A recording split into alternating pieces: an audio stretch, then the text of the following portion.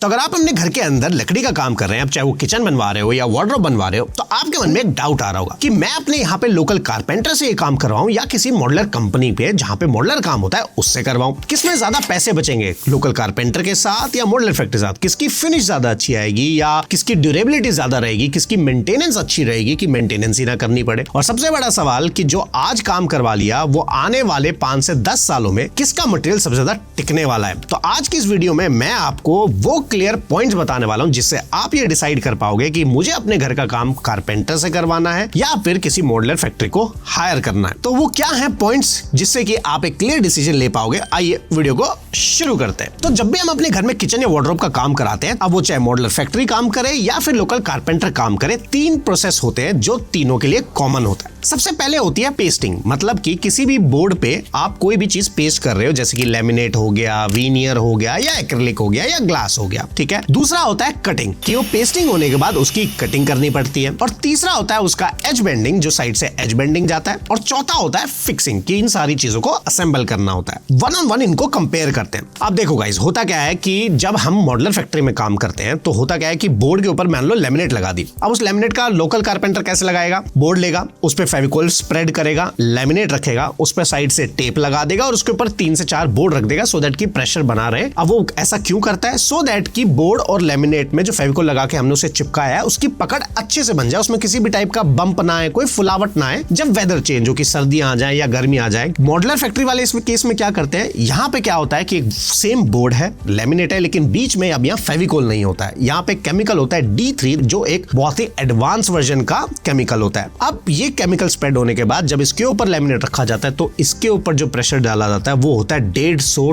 Ton का, जो कि मशीन के थ्रू प्रेशर अप्लाई किया जाता है और 8 घंटे तक इसमें ये प्रेशर डाला जाता है। अब रीजन क्या होता है कि इतना प्रेशर मनीष देना ही क्यों है? देखो, होता क्या है कि जब बोर्ड और लेमिनेट के बीच में अगर एयर आ गया या गैप आ गया, कोई बबल आ गया, तो वो हमेशा वहां से गैप बढ़ता ही रहेगा और धीरे धीरे लेमिनेट अपनी पकड़ छोड़ती रहेगी। क्यों? क्योंकि मॉइस्चर कंटेंट अंदर बनता रहेगा। ये बिल्कुल वैसा ही है कि आप दुकान पे गए, स्क्रीन गार्ड लगवा रहे हो और स्क्रीन गार्ड के अंदर बबल आ जाता है, तो वहां पे लोग कहते हैं कि सर गर्म होके निकल जाएगा, लेकिन वो कभी निकलता नहीं है, वो बबल वहीं रह जाता है और एट द एंड आपको स्क्रीन गार्ड निकलवा के नया लगवाना पड़ता ही पड़ता है। इसीलिए यहाँ पे 150 टन का प्रेशर डाला जाता है कि कहीं से भी गैप ना आए। बाकी इसमें एक इंपॉर्टेंट फैक्टर और है, वो अभी मैं आपको आगे बताऊंगा। तो अब आप सोच के देखो कि लोकल कारपेंटर जो करीब 100 किलो का प्रेशर दे रहा है वर्सेस 1500 किलो का प्रेशर, तो किसकी लेमिनेट ज्यादा अच्छे से चिपकेगी? आई होप पहला पॉइंट क्लियर। सेकंड जो पॉइंट आता है, अब आता है कटिंग।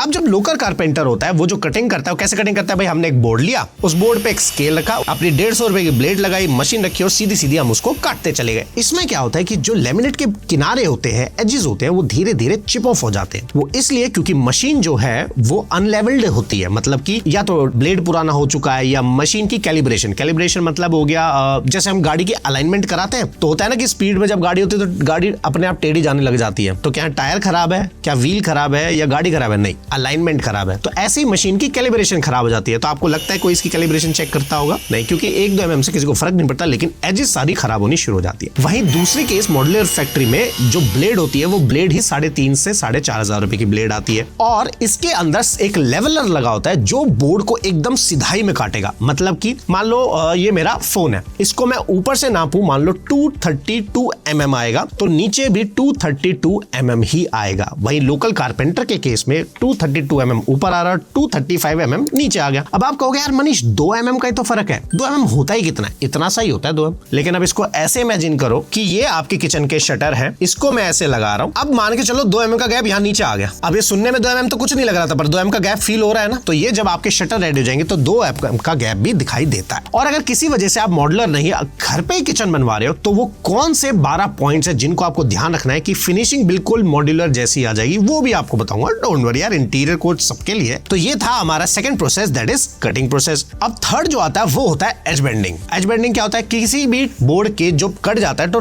टक्कर से जो साइड दिखाई देती है उस पे एजेस पे एक एज बेंडिंग लगाई जाती है। अब इस एज बेंडिंग का सबसे इंपॉर्टेंट रोल है। कैसे, वो बताने से पहले आपको ये इन्फॉर्मेशन जाननी जरूरी है। मान लो अगर मेरे को मॉडलर कंपनी की फैक्ट्री खोलनी है, तो मॉडलर कंपनी की फैक्ट्री में 4 मशीनें लगती हैं। सबसे पहले हाइड्रोलिक प्रेस, जो आपने वीडियो क्लिप में देखा। दूसरी होती है हमारी कटिंग मशीन, जो पैनल्सों में आपने देखा। तीसरी होती है एज बेंडिंग की मशीन। आपको पता है हाइड्रोलिक प्रेस जो आता है वो 3 से 4 लाख में आ जाता है। कटिंग मशीन अगेन 2.5 से 3 लाख में आ जाती है। लेकिन एज बेंडिंग की मशीन जो है वो 7 लाख रुपए से लेके 12 लाख रुपए तक आती है। अब आप ये सोचोगे यार मनीष, सिर्फ एक टक्कर एज बेंडिंग पे लगाने पे इतनी महंगी मशीन क्यों? आप समझ लो कि मैंने अपने घर में सबसे सस्ता बोर्ड आता है पार्टिकल बोर्ड, बिल्कुल घटिया, पानी में आते ही खराब हो जाए। मान लो मैंने अपनी किचन बनाई उस बोर्ड में और मैंने एज बेंडिंग लगवाई मॉड्यूलर फैक्ट्री से, वर्सेस आपने अपनी किचन बनाई प्लाई बोर्ड में और आपने एज बेंडिंग लगाई अपने लोकल कारपेंटर से। तो किसकी किचन ज्यादा चलेगी? किचन चलेगी सबसे ज्यादा मेरी। रीजन बीइंग, किसी भी बोर्ड की लाइफ, किसी भी किचन की लाइफ इस बात पे डिपेंड करती है कि उसकी एज बेंडिंग में गैप आया कि नहीं आया। अब होता क्या है कि लोकल कारपेंटर कैसे एज बेंडिंग लगाता है? बोर्ड है, बोर्ड के ऊपर एज बेंडिंग का रोल आया, उस पे फेविकोल या हीटेक्स लगाया, एज बेंडिंग को लगाया और टेप लगा दिया। अब अगर माइक्रोन mm मतलब 1 mm का भी पॉइंट उसमें हल्का सा गैप भी रह गया तो धीरे धीरे हवा घुसेगी, हवा घुसेगी तो एज बेंड उखड़ेगी, एज बेंड उखड़ेगी तो मॉइस्चर घुसेगा, और एक बार मॉइस्चर घुसा, दुनिया का कितना अच्छा मटेरियल लगा लो, आपका अगर गैप बन गया तो बोर्ड और लेमिनेट तो खराब नहीं होगा, लेकिन वो एक दूसरे की पकड़ को ढीला कर देता है। इसीलिए एज बेंडिंग की मशीन भी सबसे महंगी होती है। और एज बेंडिंग एक बोर्ड को वाटरप्रूफ का काम करता है, मतलब कि एक बोर्ड को कंसील कर देता है कि इसके अंदर किसी भी टाइप का मटेरियल ना जा सके। तो आप बॉयलो या SDHMR अच्छा मटेरियल लाओगे, लेमिनेट अच्छे कलर की लेके आओगे, बढ़िया से बढ़िया एडवांस चीजें लाओगे, फेविकोल लेके आओगे मरीन ग्रेड का, एज बेंडिंग अच्छे से अच्छी लाओगे, कारपेंटर अच्छे से लगोगे, लेकिन पॉइंट वही आएगा कि इसको लगाने के लिए जो केमिकल बनता है वो पाउडर फॉर्म आता है जो पहले हीट होता है। यहाँ पे फेविकोल नहीं लगता, यहाँ जर्मन ब्रांड का एक केमिकल आता है जो हीट होने के बाद स्प्रेड होता है। अब कारपेंटर जब एज बेंडिंग लगाता है तो उसकी टेप 24 घंटे बाद खोलता है जिससे कि अच्छे से चिपक जाए। लेकिन मॉड्यूलर के केस में आपने एक तरफ से मशीन में डाला और उस तरफ से आपका बोर्ड रेडी, क्योंकि ये जो फेविकोल है ये 300 डिग्री प्लस अमाउंट पे हीट होता है जिसकी वजह से ये एकदम चिपक जाती है। तो इस केस में जो ये एज बेंडिंग लगा हुआ है इसमें कोई बता नहीं सकता कि ये एज बेंडिंग कैसे लगा है। जबकि कारपेंटर एज बेंडिंग लगाता है तो उसके एजेस दिखाई देते हैं, लेकिन इसके केस में, मशीन के केस में ऐसा लगेगा कि लेमिनेट आया है, ये लेमिनेट कैपुचिनो कलर का चल के आया और रैप हो गया, इसमें एज फील ही नहीं होता। ये फायदा होता है मॉड्यूलर का।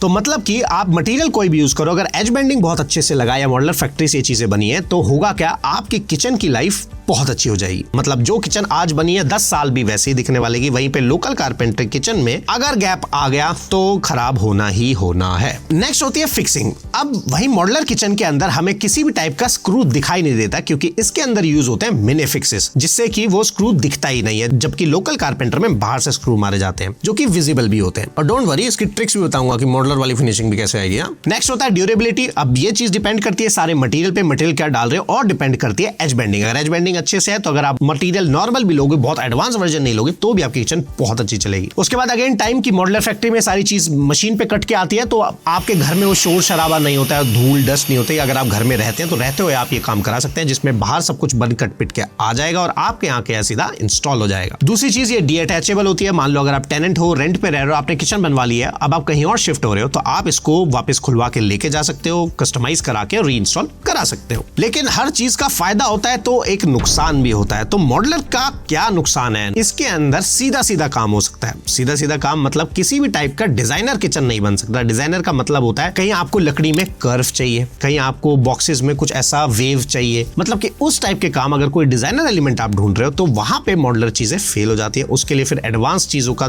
संभाल रखना पड़ता है जो इंटीरियर कोच करता रहता है कि कैसे उनमें काम करना होता है, क्या चीजें करनी होती है, वो सारी चीजें। बाकी अगर सीधा रेक्टेंगुलर शेप, जैसे कि फोटोज देखो, इस टाइप की किचन आप बनवा सकते हो, लेकिन किस टाइप की नहीं बनवा सकते जरा ये वाली फोटो देखो। नेक्स्ट होता है हार्डवेयर। अब हार्डवेयर आप लोकल कारपेंटर से बनवाओ कि मॉड्यूलर से, हार्डवेयर तो सब में सेम ही रहने वाला है क्योंकि आप हेटिक का डालो, वो भी हेटिक का डाल रहा है, लेकिन बात होती है प्रिसीजन की। तो मैंने आपको क्या बताया था, कटिंग के टाइम पे ऊपर से भी 2 फुट, नीचे से भी 2 फुट, तो आप जब एक फिटिंग लगाओगे तो वो बिल्कुल सेट बैठेगी। लेकिन लोकल कारपेंटर केस में अगर 1 से 2 mm भी आउट हो गया तो या तो उसको लकड़ी को थोड़ा चिप ऑफ करना पड़ेगा या उसके अंदर थोड़ा एक्स्ट्रा मार्जिन डालना पड़ेगा जिससे कि वो फिटिंग अंदर से स्लाइड हो जाए। अब आप खुद सोच के देखो कि एक ये बॉक्स है, इसके अंदर ये मान लो ये बॉक्स है, इसके अंदर स्लाइड होके जाना है, अगर ये कहीं से 1 mm उठ गया तो जाने में दिक्कत करेगा ना। तो ये प्रिसीजन मॉड्यूलर में आ जाता है क्योंकि सब मशीन होता है, रोबोटिक से होता है। That's it. अब आती है सबसे इंपॉर्टेंट चीज कि ठीक है मनीष, ये तो हमने देख लिया कि आप मॉड्यूलर की साइड ज्यादा ले रहे हो और आप ट्रिक ये बताओगे कि लोकल से बना रहे हैं तो कैसे बनानी है। कॉस्टिंग की बात कर लेते हैं। अब मान के चलो 10 बाय 9 की किचन है, ये फोटो देखो। अब इसकी जो लेंथ आ रही है 10 फुट, नीचे वाले काउंटर की जो हाइट 3 फुट है, तो टोटल स्क्वायर फीट क्या हो गया, 10 × 3 = 30 स्क्वायर फीट। ऊपर वाला मान लेते हैं आप फुल हाइट किचन ले रहे हो तो उसकी हाइट कितनी कितनी होगी 10 फीट बाय 4 फीट, तो 10 बाय 4